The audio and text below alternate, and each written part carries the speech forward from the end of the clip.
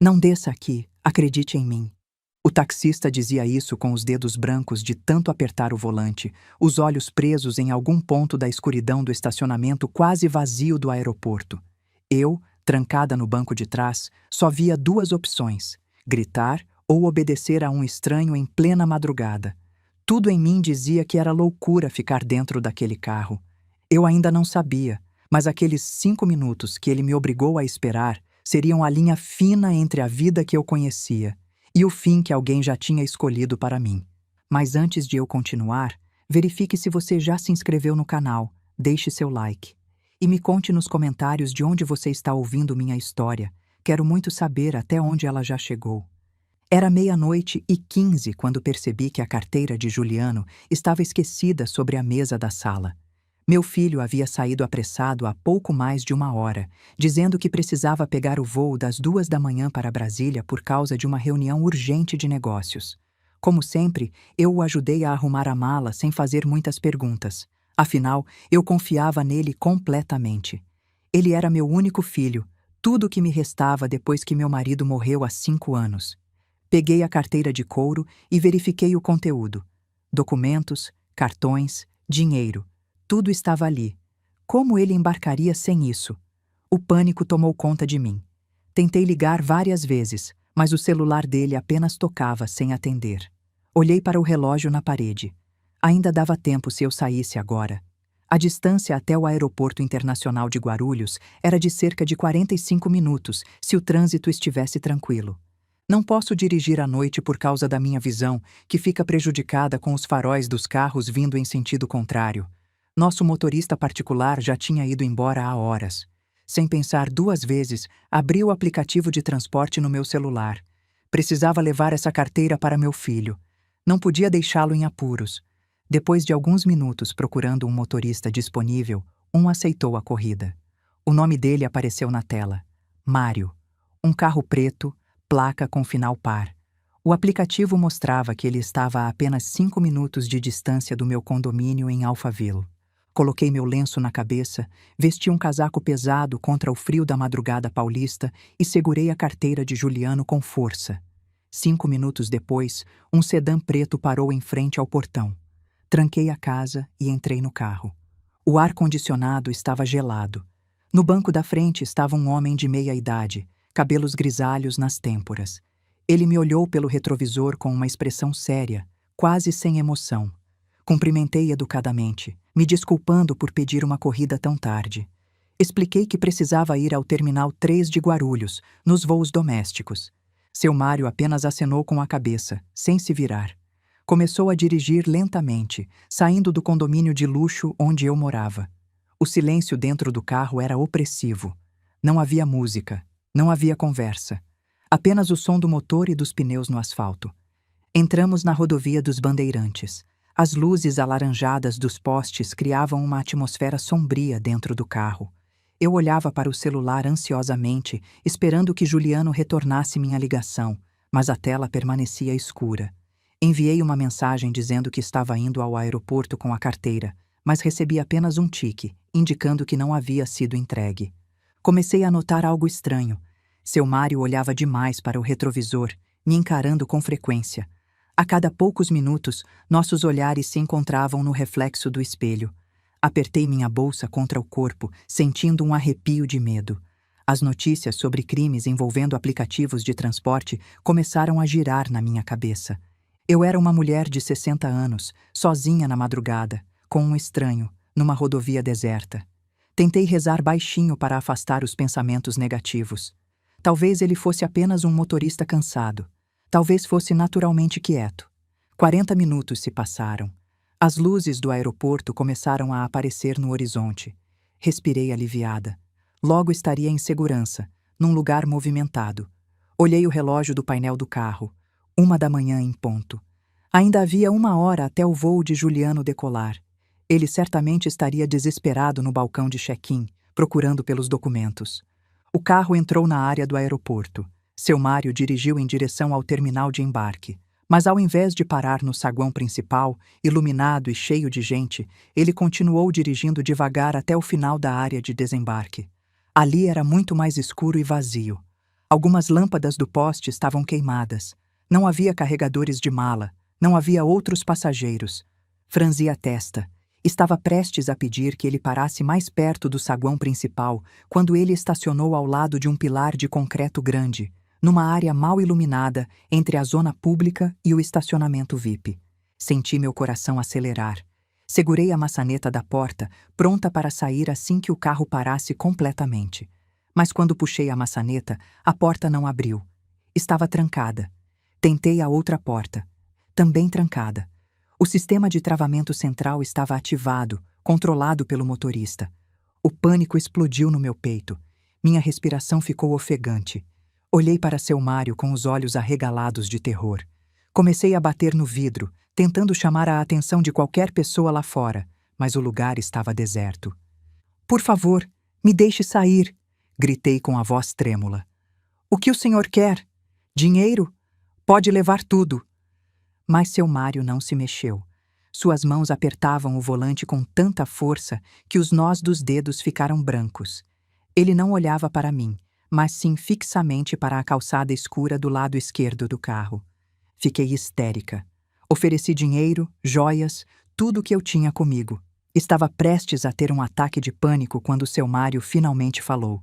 Sua voz era grave, séria, muito diferente do tom educado de quando me buscou. "Não desça aqui, Dona Carmen. Confie em mim." Aquelas palavras me assustaram ainda mais. Como ele sabia meu nome completo? Eu não havia dito. O aplicativo só mostrava o primeiro nome. Meu corpo inteiro tremia. "Por favor." Comecei a chorar. "Por que está fazendo isso comigo?" Seu Mário virou levemente a cabeça.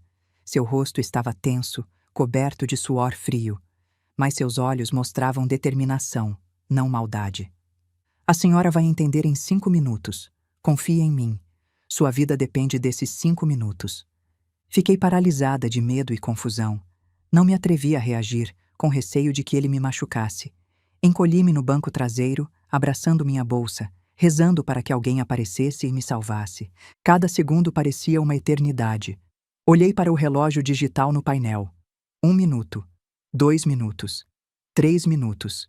O silêncio dentro do carro era sufocante.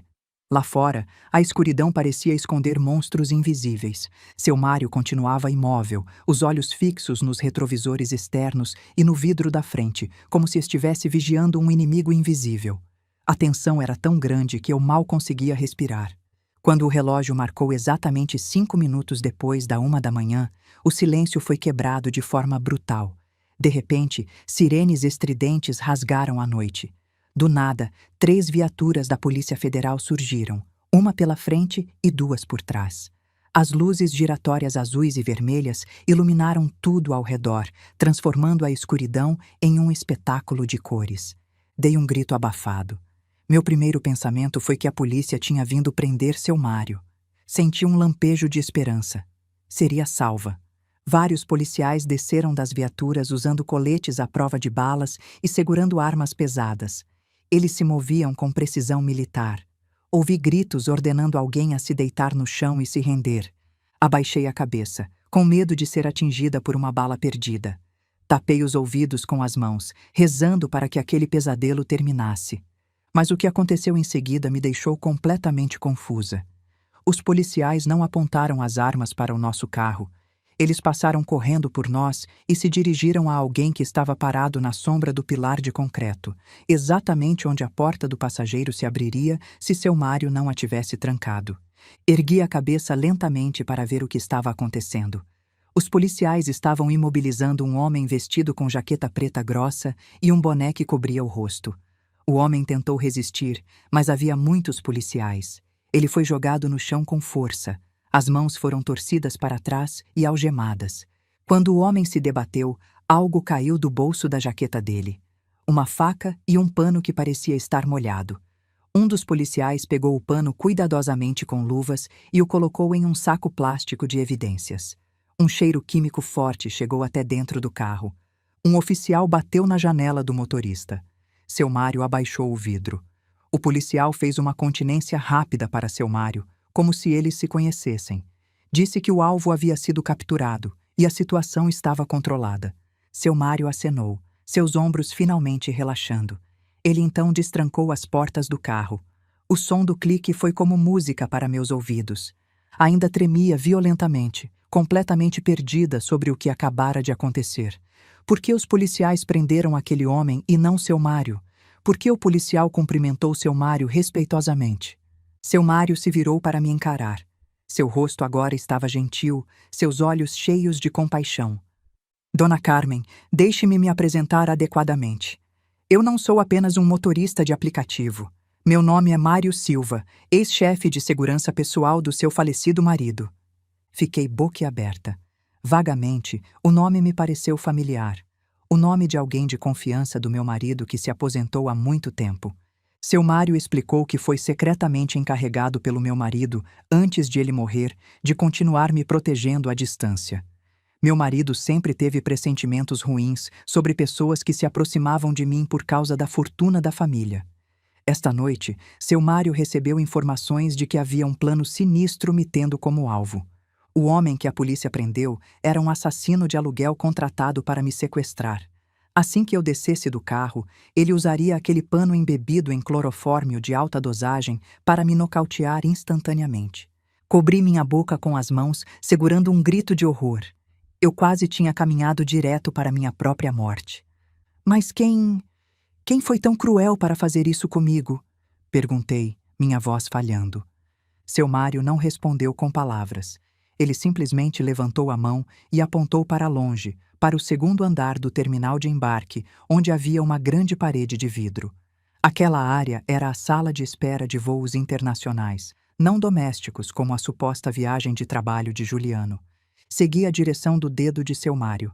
Através do vidro brilhantemente iluminado, vi uma figura muito familiar. Juliano, meu filho. Ele estava ali, olhando para baixo em direção à confusão na área de estacionamento. Mas a expressão no rosto de Juliano não era de um filho preocupado com a mãe. Seu rosto estava vermelho de raiva e frustração. Ele jogou seu celular no chão com força. E o que partiu meu coração em 1000 pedaços. Juliano não estava sozinho. Ao lado dele estava uma mulher usando um vestido vermelho chamativo. Era Isabela, minha nora, a esposa de Juliano. Isabela segurava o braço de Juliano, tentando acalmá-lo da frustração visível. Perto deles havia 2 malas grandes. Não malas de viagem de negócios, mas malas de férias. Juliano e Isabela olhavam na direção das viaturas da polícia com expressões de ódio e desapontamento, como se um grande plano deles tivesse acabado de ser arruinado. Meu mundo desabou naquele momento. Lágrimas rolaram pelo meu rosto novamente. Mas desta vez não era de medo. Era de uma dor insuportável no peito. A traição estava clara diante dos meus olhos. O filho que amei e criei, junto com a nora que acolhi na família, conspiraram para me matar. A história da viagem de negócios era mentira.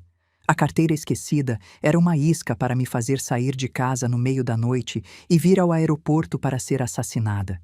Eles estavam planejando fugir para o exterior enquanto eu seria sequestrada e morta. Meu corpo seria descartado em algum lugar.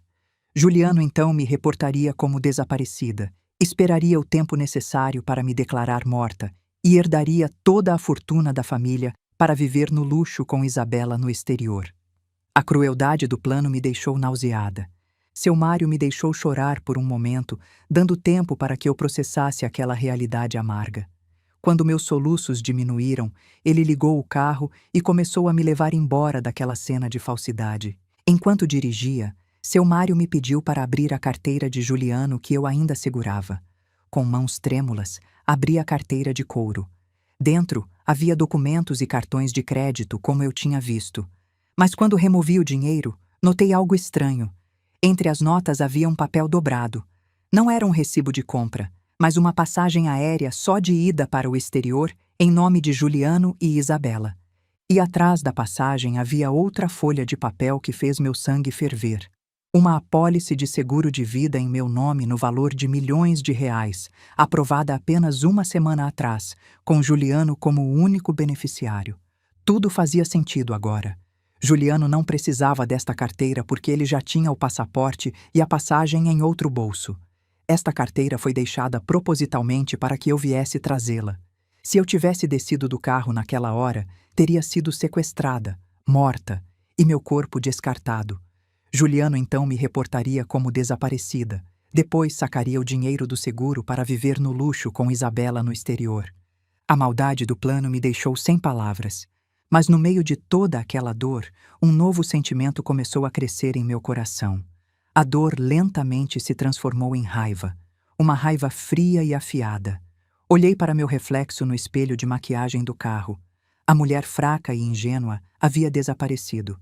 No lugar dela estava uma mulher ferida, mas completamente consciente.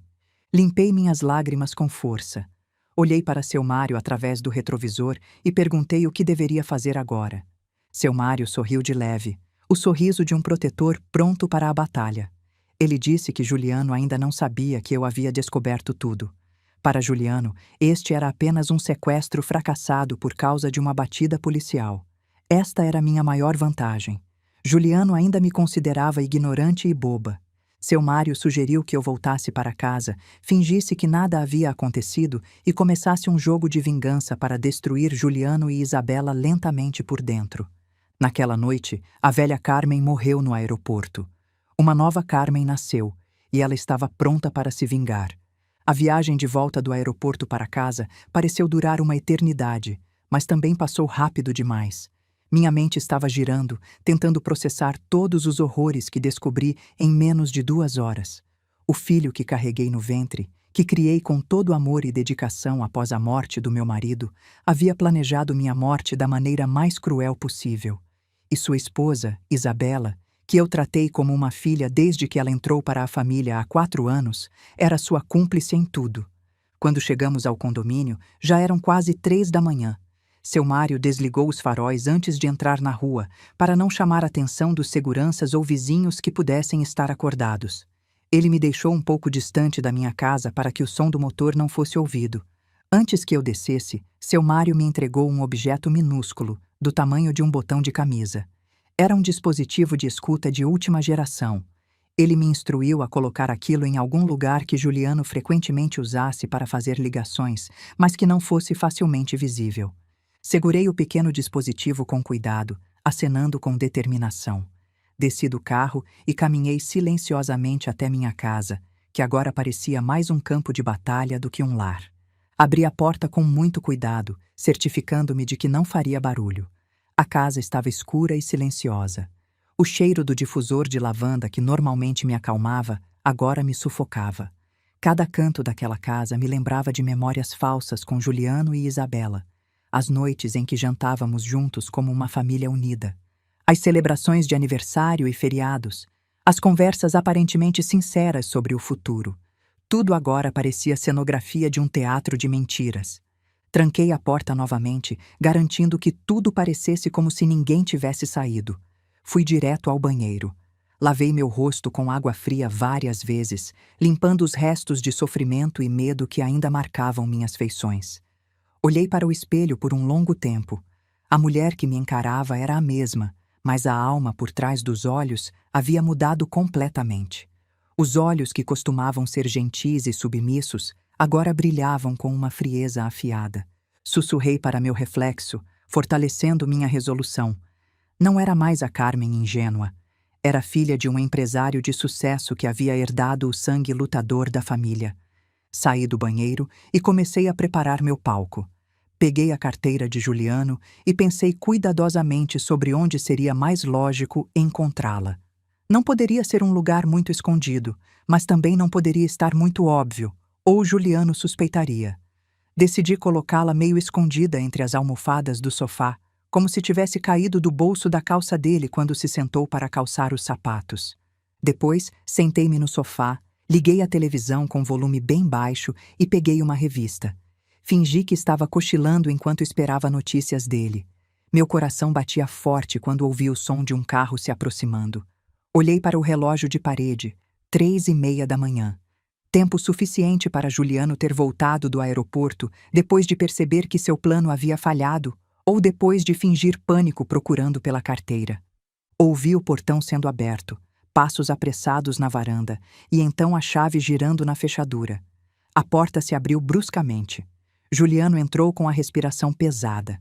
Sua aparência estava ligeiramente desalinhada, a gravata frouxa, o rosto suado. Mas eu sabia que não era o suor de quem perdeu uma carteira.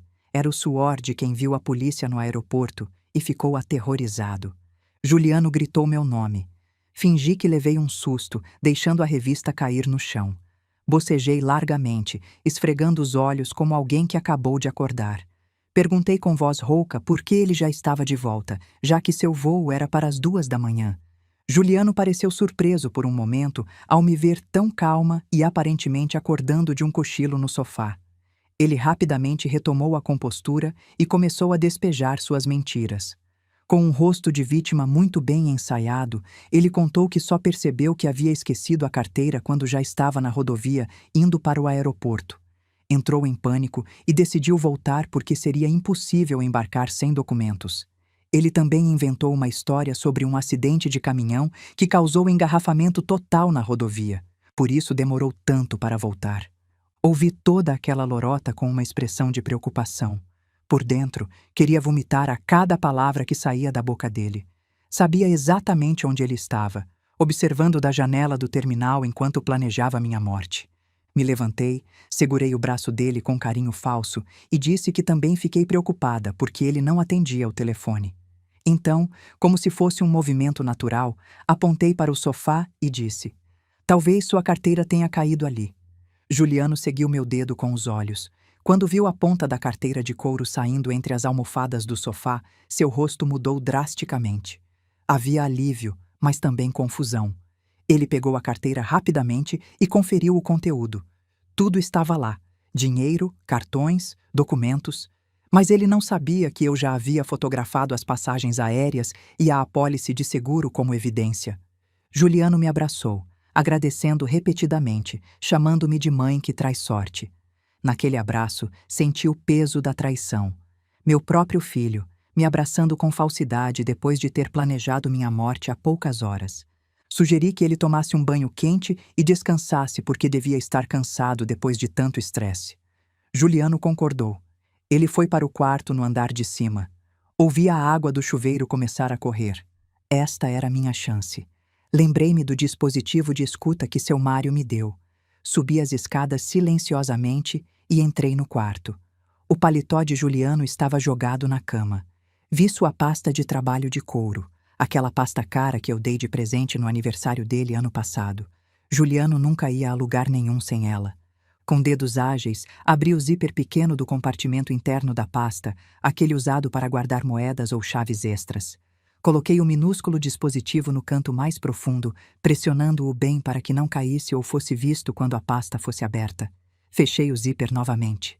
Justo quando terminei, a porta do banheiro se abriu. Juliano saiu com uma toalha enrolada na cintura. Rapidamente me virei, sorrindo docemente enquanto segurava uma troca de roupa limpa que eu preparei para ele. Juliano nem desconfiou. Ele até beijou minha testa antes de se vestir. Naquela noite dormimos no mesmo teto, mas em mundos completamente diferentes.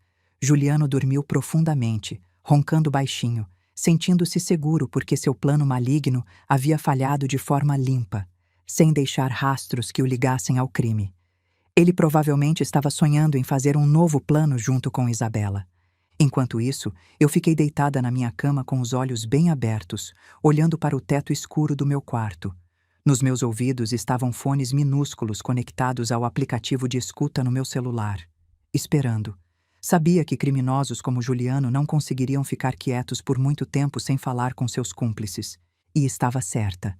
Quando o amanhecer estava próximo e eu fingi ir à cozinha tomar água, ouvi uma notificação vindo da pasta dele através dos fones. Juliano tinha deixado um segundo celular, aquele que usava para contatos secretos, dentro da pasta. O dispositivo de escuta estava captando tudo perfeitamente.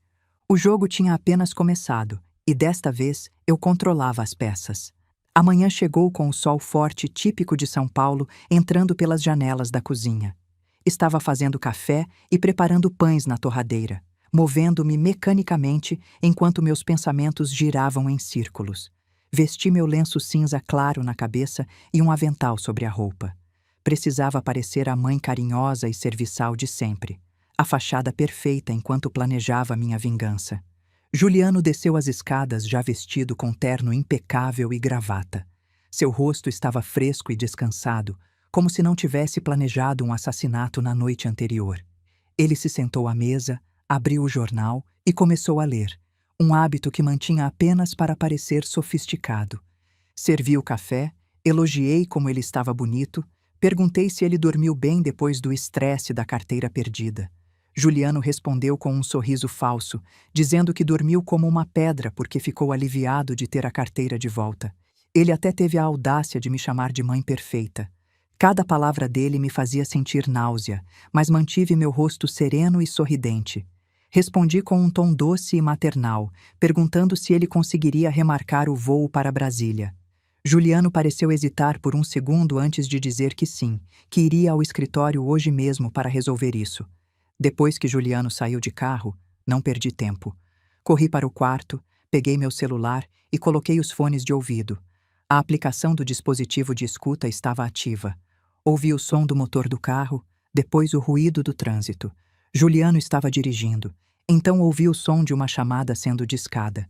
Meu coração acelerou. A voz de Isabela atendeu do outro lado. Era a voz da minha nora, mas o tom era completamente diferente daquele educado e doce que ela usava comigo. Era uma voz ríspida, nervosa, quase histérica. O que ouvi nos próximos minutos fez meu sangue gelar. Não eram conversas banais de marido e mulher sobre o dia. A conversa deles era pura desespero e raiva. Juliano estava xingando, culpando a polícia por ter arruinado o plano perfeito. Ele berrou que estava sendo perseguido por cobradores de dívidas de jogo online, dívidas que somavam mais de 3 milhões de reais e venciam hoje. Se ele não pagasse, os agiotas ameaçaram invadir tanto o escritório quanto a casa. Sua reputação como empresário seria destruída instantaneamente e ele poderia até ser preso. Isabela estava igualmente desesperada no telefone. Ela lembrou Juliano sobre um plano reserva. Mencionou um cofre antigo que meu falecido marido tinha deixado. Isabela tinha certeza de que lá dentro havia barras de ouro e certificados de terrenos que ainda não foram transferidos para ninguém. O problema era que ninguém conhecia a combinação do cofre, exceto eu. Isabela pressionou Juliano para me persuadir de qualquer forma a abrir o cofre, ou pelo menos me fazer revelar datas importantes que poderiam ser a senha, aniversários, datas de casamento, qualquer coisa. Juliano concordou com a ideia. Disse que voltaria para casa mais cedo e traria presentes para mim, para que eu ficasse emocionada e vulnerável. Então seria mais fácil me manipular para conseguir o que queriam. Desliguei a gravação e imediatamente liguei para seu Mário. Meia hora depois, seu carro estava estacionado na frente de casa. Entrei rapidamente, carregando uma pasta com documentos importantes que tirei do meu cofre pessoal no quarto. Seu Mário dirigiu direto para o centro da cidade. Fomos primeiro ao Banco Central, onde transferi a maior parte do dinheiro das contas conjuntas para uma nova conta individual que Juliano não conhecia. Também bloqueei o acesso dele aos cartões de crédito adicionais, alegando à gerente do banco que havia suspeita de fraude, já que a carteira tinha sido perdida.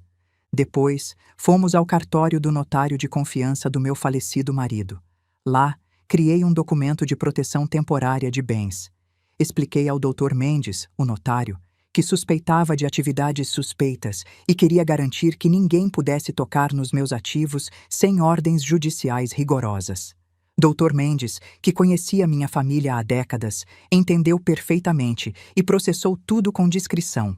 Eu estava cortando as garras da cobra antes que ela pudesse me morder novamente.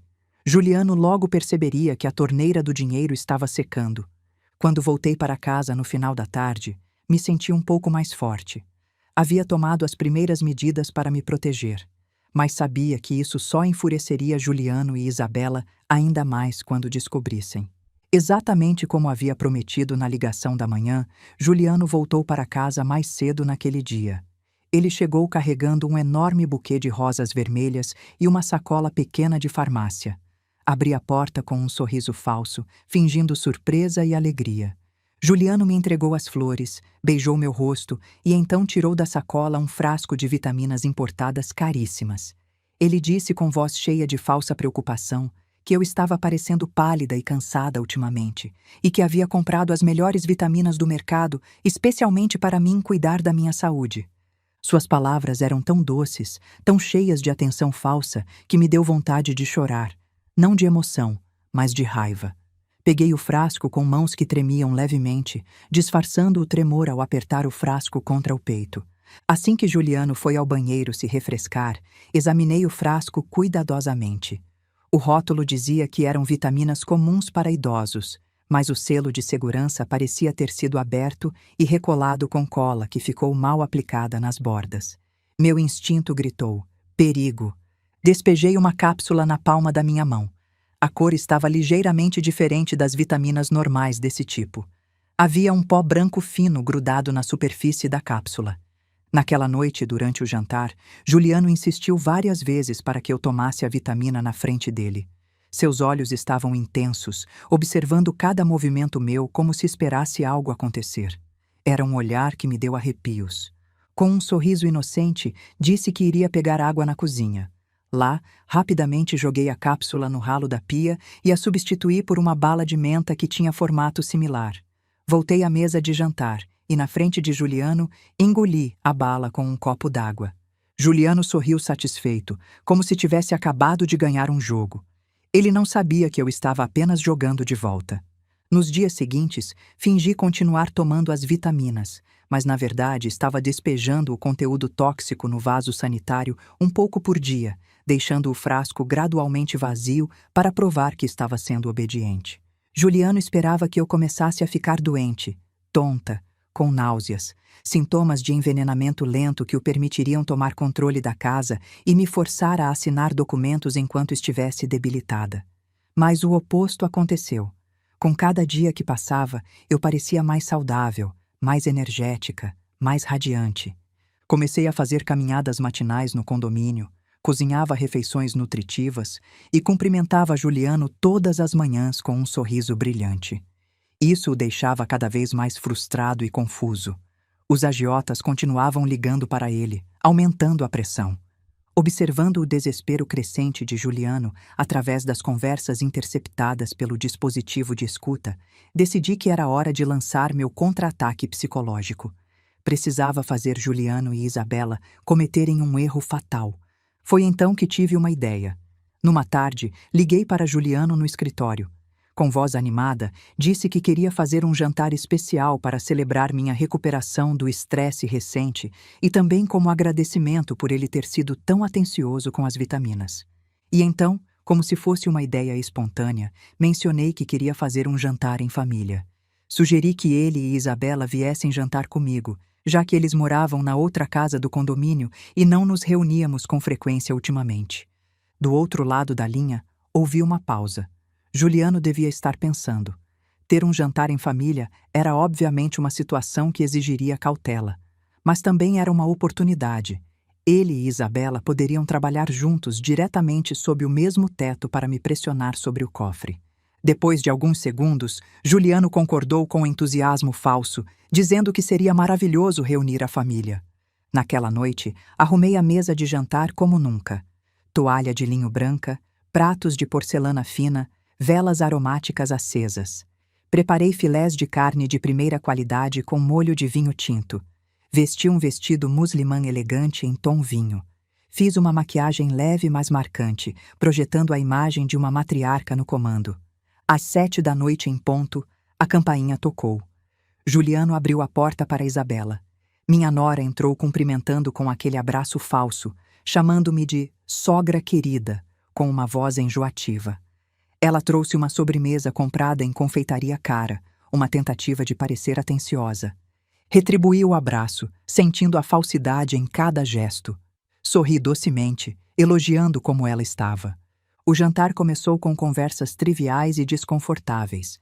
Juliano e Isabela conversavam entre si sobre assuntos banais: o trânsito, o clima, notícias do condomínio onde moravam. Eu fingia não notar a tensão subterrânea, sendo a anfitriã perfeita, servindo mais vinho, oferecendo mais carne, fazendo perguntas educadas. Mas no meio da refeição, coloquei meu garfo e faca delicadamente no prato, fazendo um som suave que chamou a atenção. Olhei para Juliano e Isabela alternadamente, com um olhar que era difícil de decifrar. Comecei uma história. Disse que na noite anterior tive um sonho muito estranho e perturbador. Um sonho tão real que acordei suando frio. Juliano e Isabela pararam de mastigar, olhando para mim com curiosidade cautelosa. Contei o sonho lentamente, com detalhes precisos. Descrevi uma mulher rica que tinha um filho amado e uma nora querida. Mas o filho e a nora estavam secretamente planejando matá-la por herança. No sonho, havia uma cena no aeroporto, uma tentativa de sequestro, veneno em remédios. O rosto de Isabela ficou branco como papel. O garfo em sua mão tilintou alto contra o prato. Juliano engasgou com a comida, tossindo violentamente e tendo que beber água rapidamente.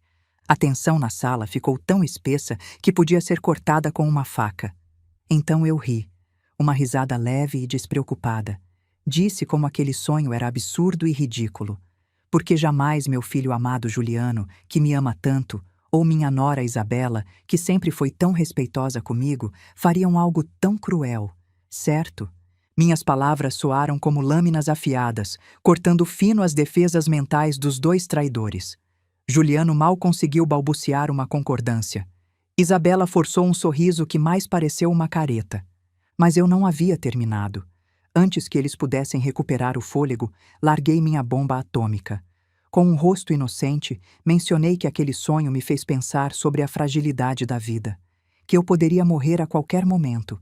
Um acidente, uma doença súbita, quem sabe? Por isso continuei. Fui ao cartório naquela manhã e mudei completamente meu testamento. Juliano imediatamente endireitou as costas, seus olhos brilhando com esperança, pensando que eu finalmente havia feito um testamento favorecendo ele. Mas então destruí essa esperança em pedaços.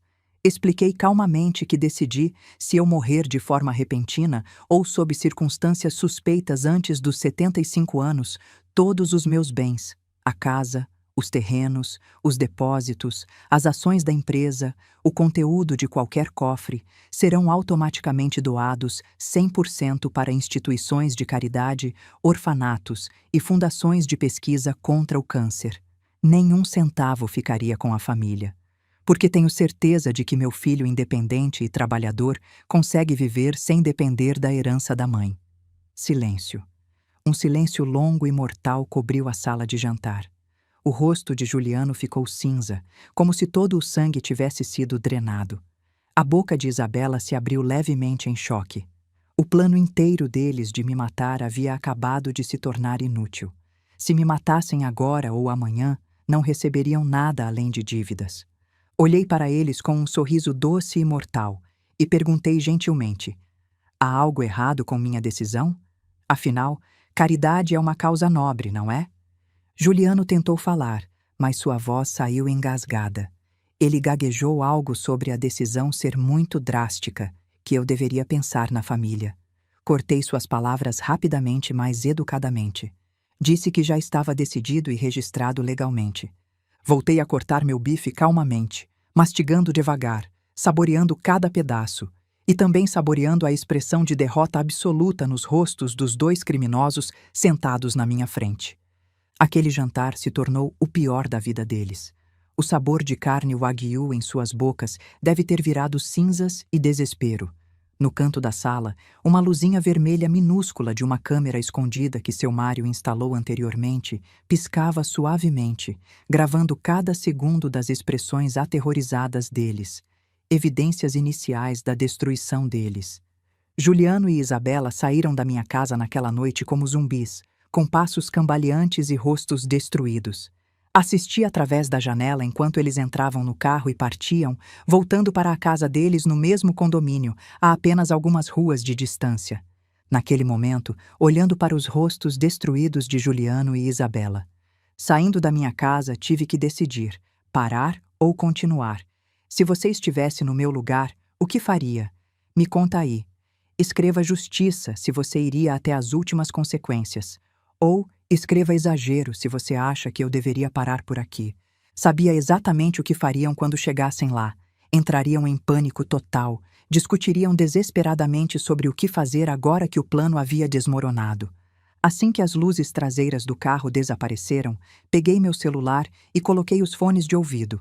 O aplicativo de rastreamento que seu Mário havia instalado no carro de Juliano mostrava que ele estava indo exatamente para onde eu esperava, a casa deles no condomínio.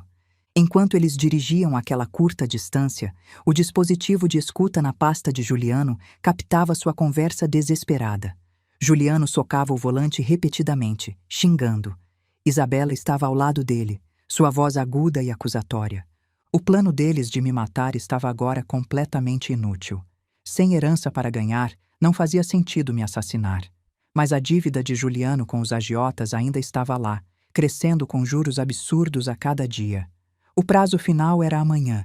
Se não pagasse, homens violentos viriam cobrá-lo. Isabela culpava Juliano por ser incompetente, por não conseguir controlar nem a própria mãe. Juliano revidava, gritando que tinha sido ela quem insistiu que o plano do aeroporto era infalível. Eles brigaram ferozmente durante todo o caminho até em casa, revelando a podridão que sempre esteve na base do relacionamento deles. Mesmo sendo marido e mulher legalmente casados, a união deles não era baseada em amor verdadeiro, mas em ganância compartilhada. E quando o desastre chega, até casais se viram uns contra os outros. Na manhã seguinte, recebi uma mensagem de texto fria de Juliano dizendo que ele tinha trabalho urgente e ficaria no escritório o dia todo, possivelmente até tarde da noite. Respondi com um simples "Ok, filho, cuide-se", como uma mãe preocupada faria. Mas através das escutas, eu sabia a verdade. Juliano estava desesperado. A pressão dos credores estava ficando insana. Eles começaram a enviar fotos ameaçadoras, imagens de pessoas espancadas, pessoas com dedos quebrados, como amostra do que aconteceria se ele não pagasse. Naquela tarde, captei uma conversa crucial entre Juliano e Isabela. Eles haviam decidido tentar uma última e desesperada jogada.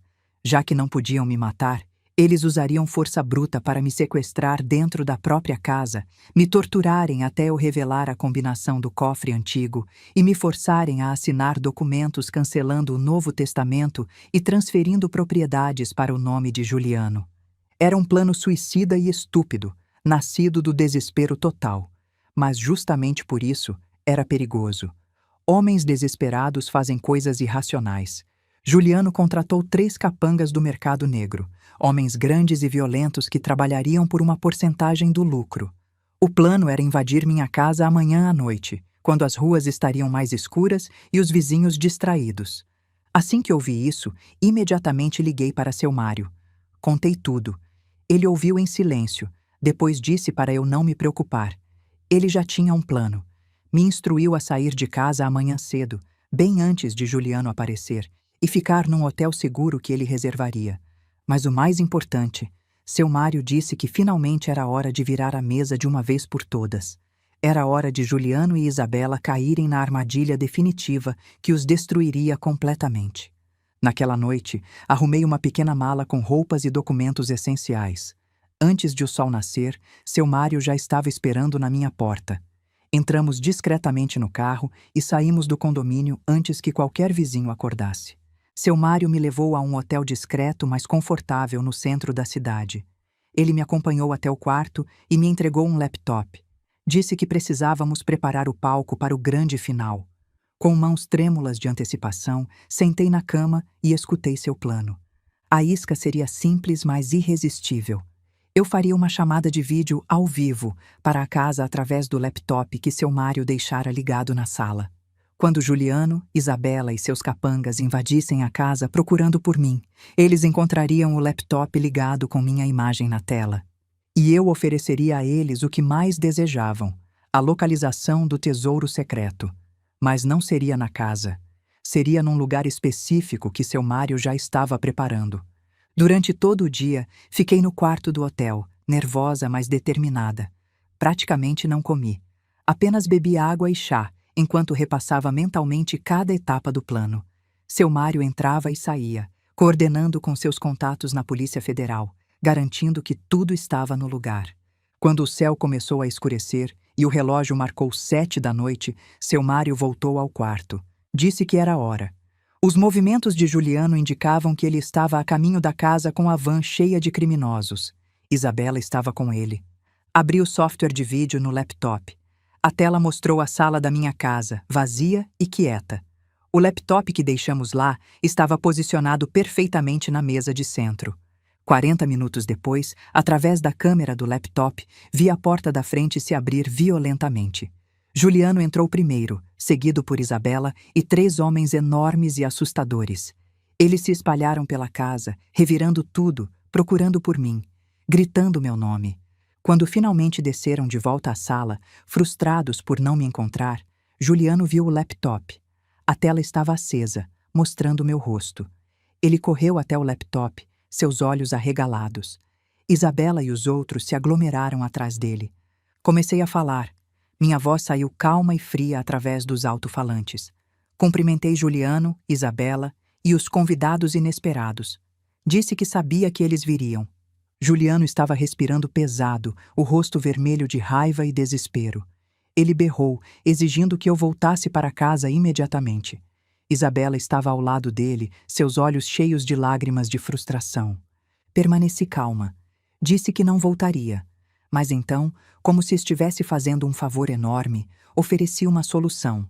Disse que ainda possuía um tesouro não registrado no testamento. Herança do meu marido em forma de barras de ouro e dinheiro em moeda estrangeira, guardado num lugar secreto.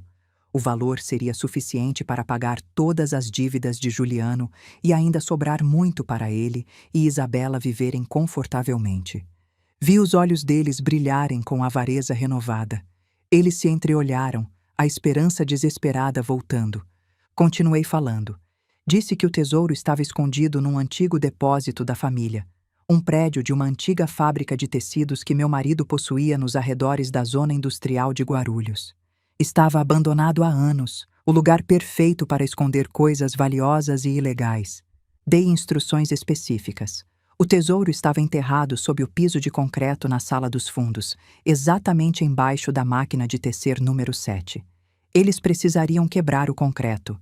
Também forneci a combinação do cofre de metal que estava enterrado, a data do nosso casamento invertida. Aqueles detalhes específicos e convincentes fizeram parecer completamente verdadeiro.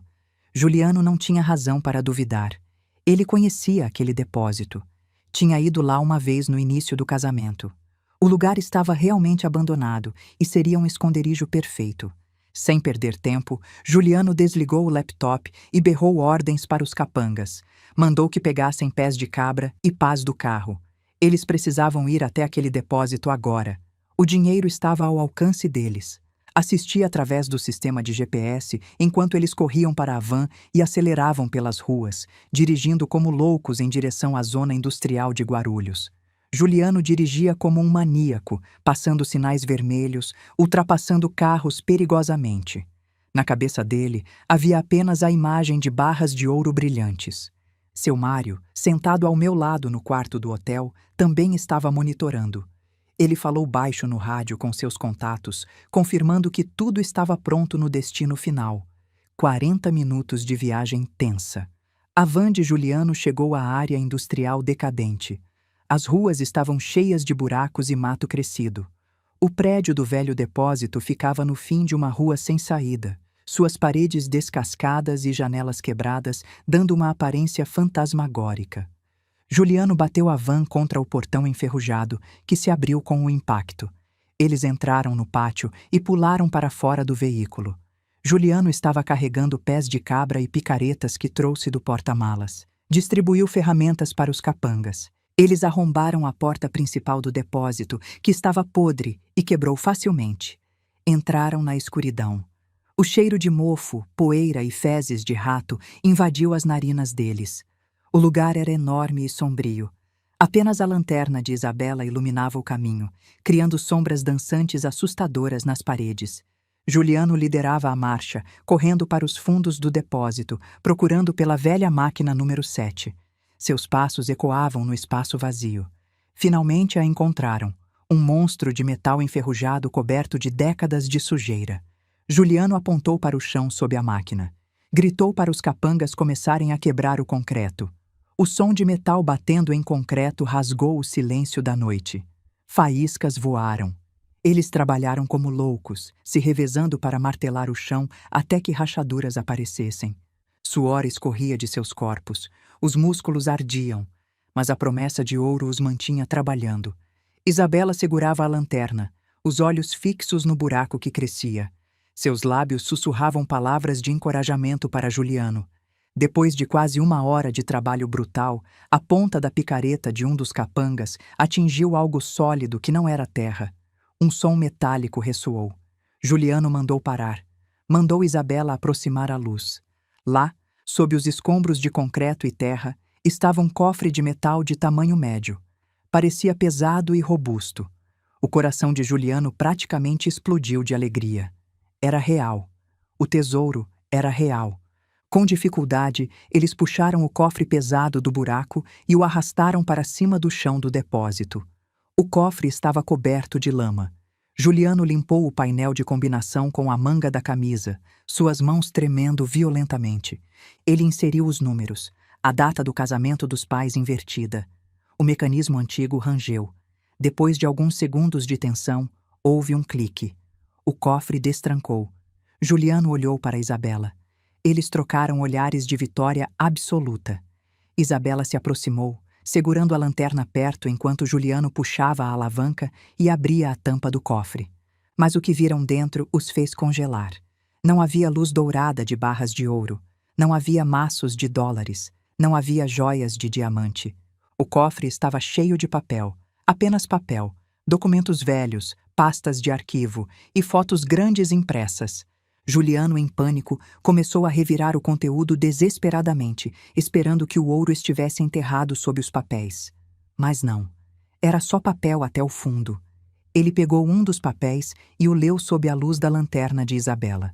Era uma cópia dos registros de dívidas de jogo online dele, completo com transações e juros compostos. Outro papel era a prova de transferências bancárias suspeitas. Outro era uma cópia da apólice de seguro fraudulenta. E o pior, as fotos. Fotos dele e Isabela no aeroporto naquela noite.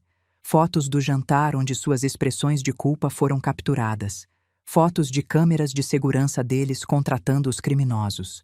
No topo da pilha de documentos havia um envelope branco com minha caligrafia. Presente para traidores. Juliano abriu o envelope com dedos trêmulos. Dentro, um único cartão com a mensagem: "O tesouro que procuram não está aqui. O que está aqui são as provas dos seus crimes que coletei. Aproveitem seu tempo com essas provas, porque a polícia está a caminho." Mal havia terminado de ler, luzes de holofotes potentes acenderam de todos os lados de fora do depósito, brilhantes como o sol, cegando todos dentro do prédio. Sirenes da polícia tocaram ao mesmo tempo, cercando completamente o local. A voz amplificada de um megafone ecoou: "Aqui é a Polícia Federal. O prédio está cercado. Saiam com as mãos na cabeça, ou seremos forçados a usar a força." Juliano deixou cair o papel no chão. Suas pernas falharam. Ele caiu de joelhos ao lado do cofre que o havia enganado. Isabela soltou um grito histérico, começando a bater no peito de Juliano, culpando-o por tudo. Os 3 capangas tentaram fugir pela porta dos fundos, mas policiais armados já haviam invadido por lá. Eles foram derrubados no chão imundo, algemados com força. Juliano ainda estava de joelhos no chão quando policiais entraram e o arrastaram para cima. Isabela estava soluçando incontrolavelmente enquanto também era algemada. Naquela noite, no depósito empoeirado, a caça ao tesouro terminou não com riqueza, mas com algemas de aço frio. Juliano e Isabela, unidos pela ganância, agora estavam presos juntos no buraco que eles mesmos cavaram. As luzes estroboscópicas azuis e vermelhas das viaturas policiais iluminavam o depósito abandonado como se fosse um palco teatral macabro. A poeira suspensa no ar brilhava nos feixes de luz, criando uma atmosfera surreal. Eu estava assistindo tudo através de uma transmissão ao vivo das câmeras que seu Mário havia escondido estrategicamente no local. Do conforto do quarto do hotel, via cada detalhe da prisão. Juliano estava sendo arrastado para fora do depósito pelos policiais, seus braços algemados atrás das costas. Seu terno caro, que ele usava para parecer bem-sucedido, estava rasgado e coberto de sujeira. O rosto estava manchado de lágrimas e terra. Isabela estava em estado ainda pior. Ela havia entrado em histeria completa, gritando, chorando, tentando se soltar das algemas. Sua roupa estava suja e rasgada. O rosto estava borrado e grotesco, como uma máscara de carnaval derretida. Ela alternava entre xingar Juliano e implorar por misericórdia aos policiais. Os 3 capangas foram jogados com brutalidade dentro de uma van policial separada. Eles sabiam que não havia escapatória. Suas carreiras criminais haviam acabado antes mesmo de começar, mas eu ainda não estava satisfeita. Ainda não havia terminado. Com um aceno de seu Mário, entramos no carro dele. Dirigimos em silêncio até o depósito. Quando chegamos, o local estava completamente cercado por viaturas policiais e vans de investigação forense. Repórteres já haviam começado a chegar, atraídos pelas movimentações policiais. Desci do carro devagar. Endireitei meu lenço na cabeça e ajustei meu casaco longo de cor bege. Caminhei em direção ao depósito com passos firmes e dignos. Seu Mário caminhava atrás de mim como uma sombra protetora. Os policiais abriram caminho para mim respeitosamente. Alguns até fizeram uma reverência leve. Seu Mário tinha muitos contatos nas forças policiais e eles sabiam exatamente quem eu era e o que Juliano e Isabela haviam tentado fazer. Entrei no depósito. O cheiro de mofo e traição ainda pairava no ar. Meus olhos se ajustaram à iluminação artificial das lanternas policiais. E então eu os vi. Juliano estava sentado no chão sujo, algemado, encostado contra a parede. Quando me viu, seus olhos se arregalaram. Por um breve momento, vi algo que poderia ser vergonha passar pelo rosto dele. Mas então isso foi rapidamente substituído por desespero. Ele tentou se levantar, mas um policial o empurrou de volta para baixo. "Mãe!" Ele gritou, sua voz rouca. "Mãe, por favor, eu sinto muito. Foi tudo um erro. Eu estava desesperado. Por favor, não deixe eles me levarem. Eu sou seu filho." Cada palavra era como uma punhalada no meu coração, porque parte de mim, a parte que ainda era uma mãe, queria correr até ele, abraçá-lo, perdoá-lo. Mas a parte racional de mim, a parte que sabia o que ele havia tentado fazer, permaneceu forte. Isabela estava a alguns metros de distância, também algemada, sentada no chão ao lado do cofre aberto que expunha seus crimes. Quando me viu, ela começou a chorar novamente, mas seus gritos eram menos de arrependimento e mais de autocomiseração. Caminhei até ficar diretamente na frente de Juliano. Olhei para baixo, para o homem que eu havia criado, que eu havia amado incondicionalmente por 30 anos. O homem que planejou minha morte da maneira mais cruel possível. "Você se lembra daquela noite no aeroporto?" Perguntei, minha voz baixa, mas firme. "Quando você estava no terminal de embarque internacional, olhando para baixo, esperando que eu fosse sequestrada e morta?" Juliano empalideceu ainda mais, se é que isso era possível. "Naquela noite", continuei, "eu poderia ter ido diretamente à polícia. Poderia ter te destruído imediatamente. Mas eu te dei uma segunda chance. Quis ver se ainda havia uma centelha de humanidade em você, se o filho que criei ainda existia em algum lugar lá dentro." Fiz uma pausa, deixando minhas palavras penetrarem. "Mas você me deu veneno. Tentou me envenenar lentamente. E quando isso não funcionou, você e Isabela planejaram me sequestrar e torturar na minha própria casa." Lágrimas escorriam pelo rosto sujo de Juliano, mas eu não sentia pena. Não mais. "As provas que você encontrou naquele cofre", disse, apontando para o cofre aberto, "são apenas uma pequena amostra do que coletei. Gravações de áudio de todas as suas conversas com Isabela, vídeos de você contratando criminosos, registros financeiros das suas dívidas de jogo, documentos de fraude e falsificação. Tudo está arquivado, copiado em múltiplos locais, pronto para ser usado no tribunal." Olhei então para Isabela. "E você?" disse, minha voz ficando mais fria. "Você que entrou para esta família. Você traiu não apenas a mim, mas traiu a confiança, traiu os votos que fez com meu filho." Isabela soluçou, mas não disse nada. Não havia nada que ela pudesse dizer. Peguei meu celular do bolso e mostrei a tela para eles. Era uma transmissão ao vivo em uma plataforma social. O contador de visualizações estava na casa das centenas de milhares e crescendo rapidamente. "Esta prisão", expliquei, está sendo transmitida ao vivo neste exato momento. Todas as suas discussões no depósito, todas as suas confissões, tudo foi capturado e transmitido.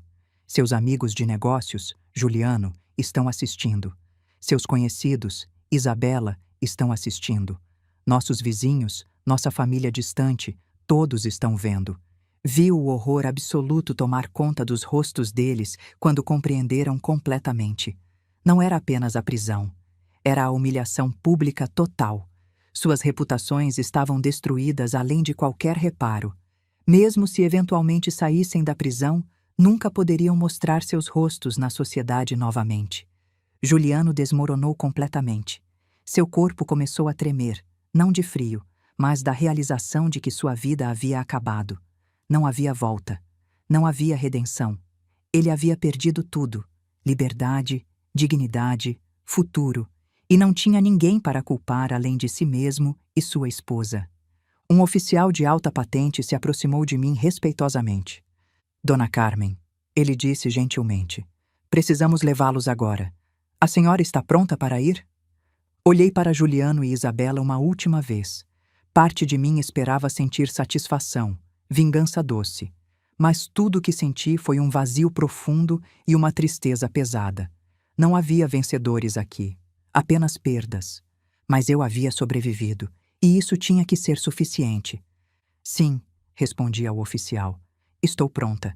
Virei-me e comecei a caminhar em direção à saída. Não olhei para trás. Atrás de mim, ouvi Juliano gritar meu nome uma última vez, sua voz quebrando em desespero absoluto. Mas eu continuei caminhando, cada passo me levando para longe daquele capítulo sombrio da minha vida. Seu Mário me escoltou de volta ao carro.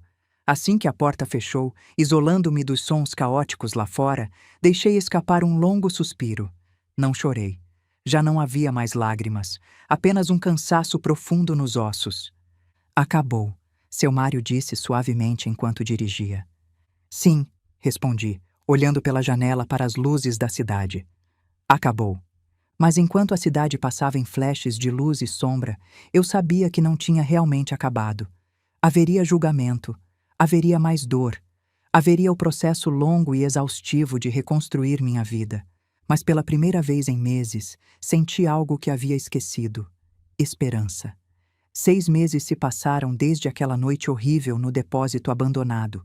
O tempo tem uma forma estranha de curar algumas feridas enquanto aprofunda outras. Sentar aqui agora, no terraço ensolarado da minha casa renovada, é quase surreal pensar em tudo o que aconteceu. O processo judicial de Juliano e Isabela foi rápido e definitivo. Com a montanha de evidências que seu Mário e eu coletamos, gravações de áudio, vídeos, documentos financeiros, testemunhos, não havia defesa possível. Nem o melhor advogado do país poderia salvá-los. Juliano recebeu uma sentença de 15 anos por tentativa de homicídio premeditado, fraude, falsificação de documentos e conspiração criminal.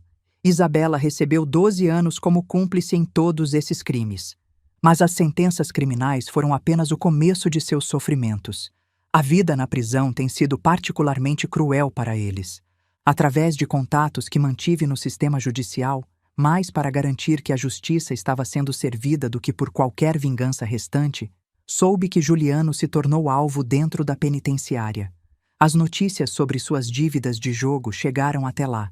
Os sindicatos do crime que controlam o jogo online têm braços longos, e eles não esquecem dívidas de 3 milhões de reais.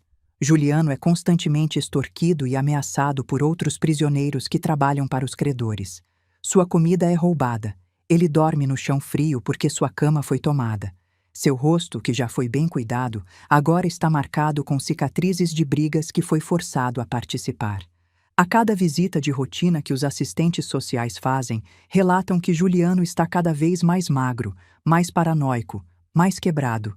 Ele não tem visitantes, nenhum amigo, nenhuma família. Eu sou a única família que ele tinha, e ele destruiu isso com suas próprias mãos. Isabela não está melhor. Na prisão feminina, ela é ostracizada por todos. Seu crime, conspirar para matar a sogra, é considerado particularmente desprezível mesmo entre criminosas. As outras detentas a tratam com desprezo aberto. Isabela, que sempre foi vaidosa e orgulhosa de sua aparência, agora trabalha nas lavanderias da prisão, lavando roupas sujas de centenas de prisioneiras para ganhar alguns reais extras para sabonete e shampoo básicos. Sua pele, que ela mantinha cuidada, está áspera e manchada. Seu cabelo, que ela gastava fortunas para manter bonito, está quebradiço e opaco. Recebi relatórios de que ela chora todas as noites, murmurando desculpas para um Deus que ela nunca realmente acreditou. O arrependimento chegou, mas tarde demais. O arrependimento nunca poderá voltar o tempo. Quanto a mim, os primeiros meses após a prisão foram difíceis de formas que não esperava. Sim, havia uma sensação de justiça servida, de segurança recuperada, mas havia também uma tristeza profunda e penetrante. Eu perdi meu filho. Não porque ele morreu, mas porque a pessoa que eu pensei que ele era nunca realmente existiu. E perdi minha nora, que eu tinha esperanças de que fosse uma boa influência para ele. A princípio, eu me perguntava constantemente: onde foi que errei como mãe? O que poderia ter feito diferente? Essas perguntas me mantinham acordada à noite, me corroendo por dentro. Foi seu Mário quem finalmente me ajudou a ver a verdade. Numa conversa franca, ele me disse: Dona Carmen, a senhora não criou um monstro. A senhora criou um menino normal. Mas em algum ponto, ele fez escolhas. Escolhas ruins, escolhas egoístas. Essas escolhas foram dele, não suas. A senhora fez o melhor que pôde com o amor que tinha. Aquelas palavras não apagaram a dor completamente, mas ajudaram. Comecei a entender que não posso carregar a culpa pelas escolhas adultas de Juliano. Ele era um homem crescido que tomou decisões conscientes de me machucar, me roubar, me matar. Isso não foi culpa minha. Com essa realização, comecei a me curar de verdade. A primeira coisa que fiz foi renovar completamente minha casa. Contratei designers e trabalhadores para transformar cada cômodo. Tirei todos os móveis que tinham alguma conexão negativa com Juliano ou com as visitas de Isabela. Pintei as paredes com cores vibrantes e alegres, amarelos suaves, azuis calmos, verdes refrescantes. Trouxe plantas e flores para cada espaço. Transformei o antigo quarto de Juliano num escritório doméstico para mim. Um lugar onde poderia trabalhar nos negócios da família sem a sombra das memórias negativas. Cada vez que entrava lá agora, sentia empoderamento, não dor. Também assumi completamente o controle da empresa que meu falecido marido deixou, com a orientação de consultores confiáveis e, claro, seu Mário, que promovi oficialmente a diretor de operações de segurança. Descobri que tinha um talento natural para negócios que estava adormecido todos esses anos.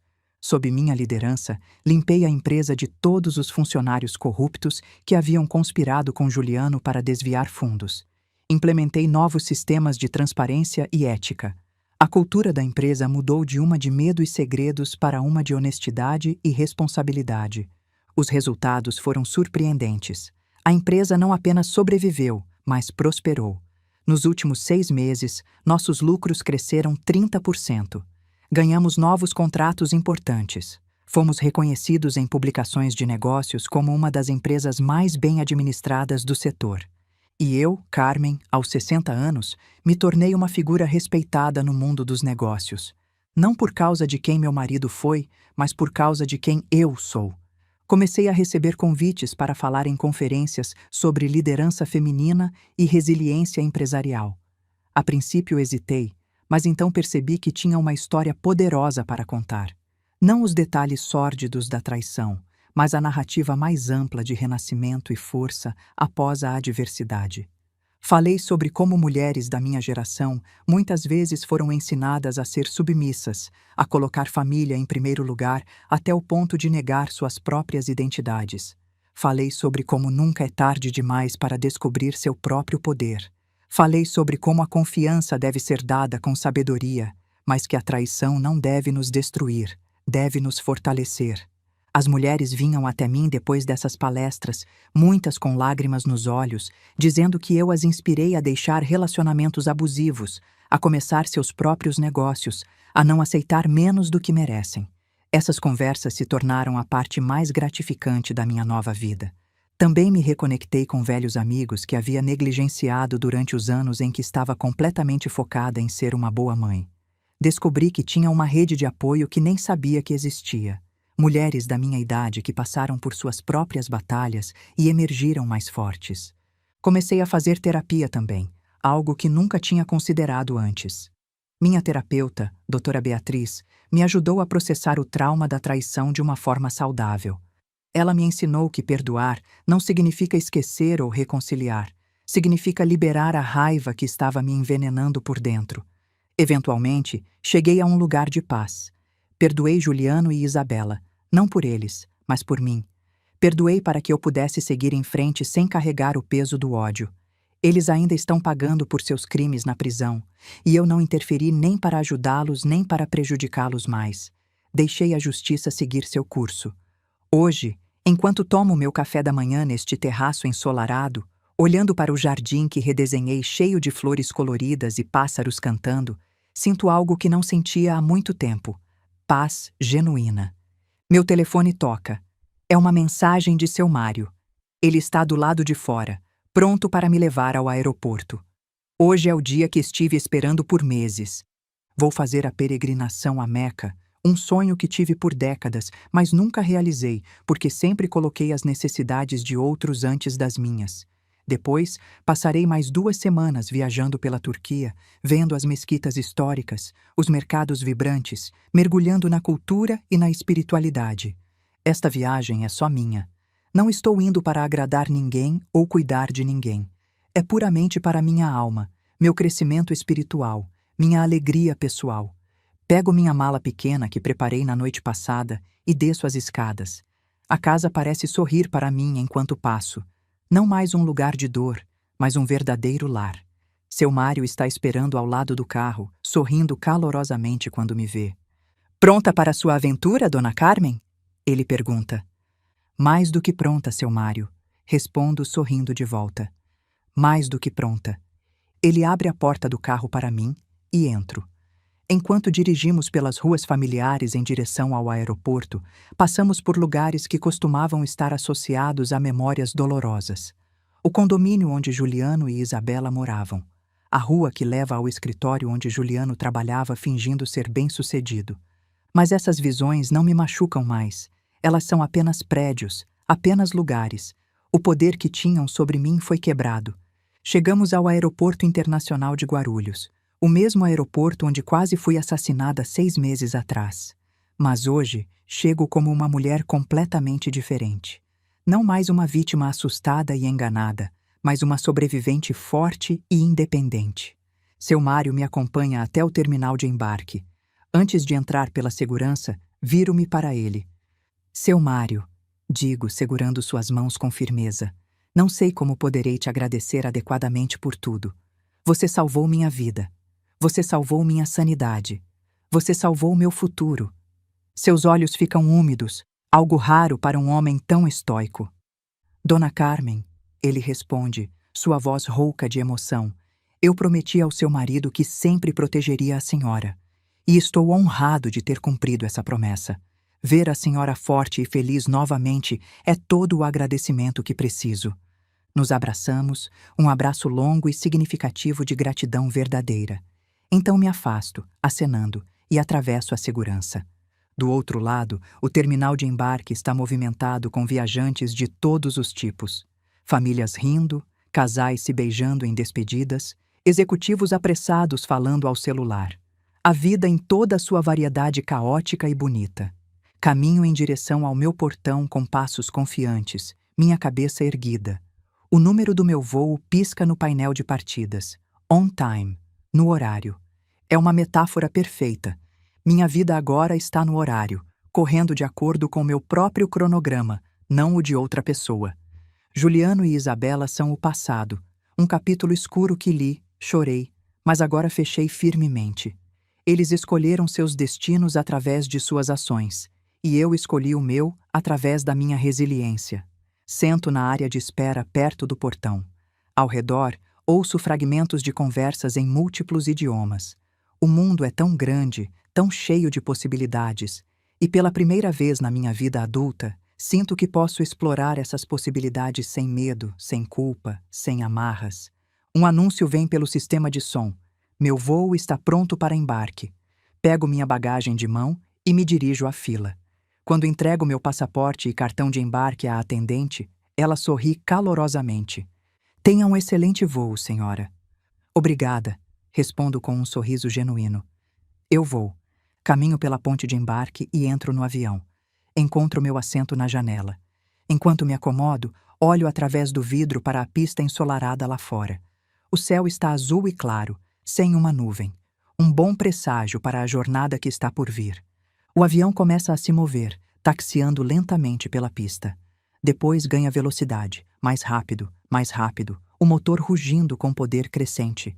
E então, aquela sensação mágica de se soltar da terra, de elevar-se acima de tudo, de voar. Enquanto São Paulo fica cada vez menor abaixo de mim, sinto como se estivesse literalmente deixando o passado para trás. As ruas onde fui traída, a casa onde fui envenenada, o aeroporto onde quase fui morta, o depósito onde a justiça foi servida. Tudo está diminuindo, tornando-se pequeno e distante, perdendo o poder sobre mim.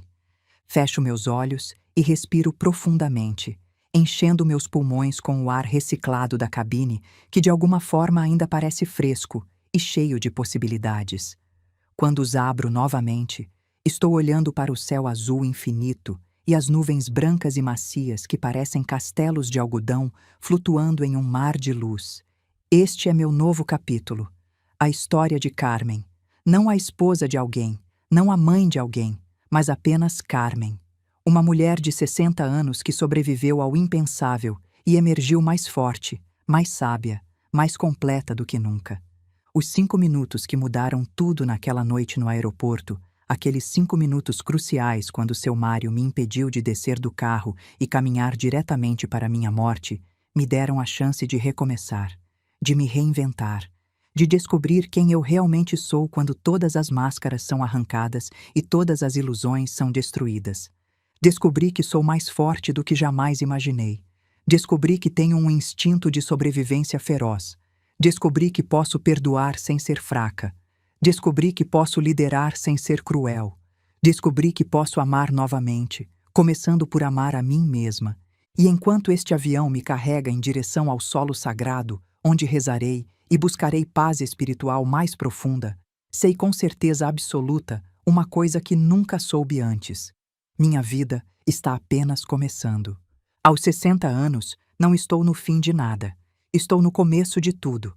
O passado está enterrado, não em um cofre cheio de ouro falso em um depósito abandonado, mas em um lugar dentro de mim onde não pode mais me machucar. O presente é meu para desfrutar, cada momento precioso e consciente. E o futuro? O futuro é uma página em branco, esperando para ser escrita com as minhas próprias palavras, as minhas próprias escolhas, o meu próprio destino. Sorrio para a janela, para o céu imenso, para todas as possibilidades que se estendem diante de mim, como aquele horizonte infinito. Juliano e Isabela queriam me tirar a vida. Em vez disso, eles involuntariamente me deram uma nova. E esta nova vida que estou vivendo, livre, autêntica, poderosa, é minha maior vingança e minha maior vitória. A história dos 5 minutos que me salvaram terminou. A história da minha liberdade está apenas começando. Se você chegou até aqui, obrigada por me acompanhar nessa jornada. Essa história mostra que nunca é tarde para recomeçar, não importa quantos anos você tenha. Aos 60, descobri uma força que nem sabia que existia. Se essa história te tocou de alguma forma, deixa um comentário contando. Você já precisou recomeçar do zero depois de uma grande decepção? Como foi? E se você conhece alguém que precisa ouvir essa mensagem de força recomeço, compartilha essa história com essa pessoa. Nos vemos na próxima história. Até lá, lembre-se, você é mais forte do que imagina.